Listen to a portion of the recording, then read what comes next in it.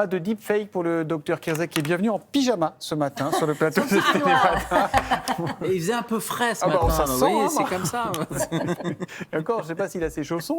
Bonjour docteur. Je ne peux pas attraper froid, médecin malade. C'est plus un médecin. Ça la fout mal, c'est une perte de clientèle. Vous nous parlez ce matin du nouveau calendrier vaccinal qui est sorti. Alors qu'est-ce qui change en 2023 ? Qu'est-ce qui est obligatoire, qu'il reste ou qui va le devenir ?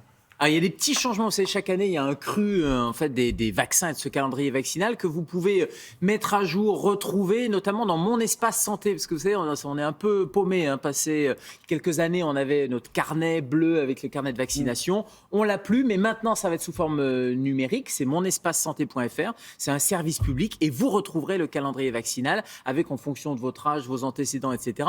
Il y aura ces mises à jour et le nouveau calendrier vaccinal sera intégré. Donc voilà, ça c'était pour faire un peu le point. Puis évidemment, votre interlocuteur, c'est votre médecin pour faire le point avec. Les vaccins obligatoires, finalement, ne changent pas. C'est toujours le DT polio. C'est toujours ces 3 vaccins, diphtérie, tétanos, polio, avec, vous savez, des rappels qui sont à 25 ans, à 45 ans, à 65 ans. C'est tous les 20 ans. Souvent, on pense que c'est tous les 10 ans. Non, c'est tous les 20 ans. C'est tous les 10 ans après 65 ans, parce qu'on a un système immunitaire qui vieillit aussi. Donc, après 65 ans, ça repasse à tous les 10 ans. Mais sinon, le DT polio, c'est le seul, et c'est un vaccin combiné, c'est le seul vaccin qui est obligatoire. Et puis, alors ça c'est valable pour les adultes, mais pour les enfants, vous savez que depuis 2018, pour tous les nouveau-nés qui sont nés depuis 2018, c'est toute la liste qui est en dessous, un coqueluche, hémophilus, hépatite, etc. et le ROR, tous ces vaccins qui étaient recommandés, qui sont passés obligatoires. Donc tous les nouveau-nés depuis le 1er janvier 2018 ont finalement ces 11 vaccins obligatoires. Et puis après, leur cortège de rappel, évidemment. Alors là, il s'agit des vaccins obligatoires, mais je crois que vous avez une liste également de vaccins recommandés.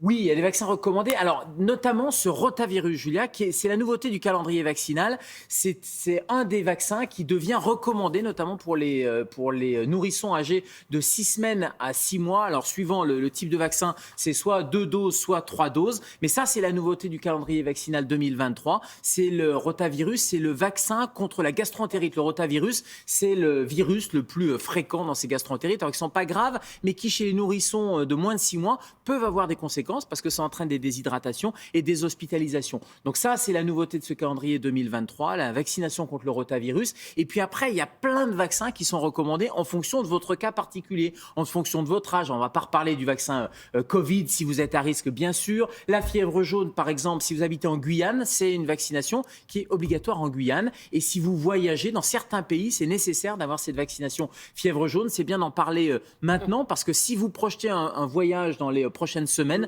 comme il faut un certain délai avant cette vaccination, c'est le moment d'aller vous faire vacciner contre la fièvre jaune. La grippe, alors on sort de la saison, mais c'est chaque année une vaccination qui est recommandée. La vaccination contre le zona, pareil, c'est très peu connu finalement, mais elle est recommandée pour les 65 à 74 ans. Le zona, vous savez, c'est C'est le virus de la varicelle. C'est le virus de la varicelle, exactement. On a tous quasiment fait une varicelle. Le virus, il reste dans notre corps, il reste dans les ganglions neurologiques et ce virus va se réactiver, d'où l'intérêt quand on a plus de 65 ans de se faire vacciner. Moi, j'ai une question de très mauvais élève. Je ne sais plus du tout où j'en suis de mes vaccinations. Mais vraiment, je suis paumé total. Qu'est-ce que je dois faire ? Faites le point avec votre médecin. Il n'y a pas que le médecin qui le point, vaccine, il va un dire, pharmacien, je vais lui dire, je sais pas. On peut faire des sérologies, on peut faire des prises de sang qui permettent de voir si vous êtes protégé ou pas. Par exemple, pour le tétanos, c'est un bon moyen.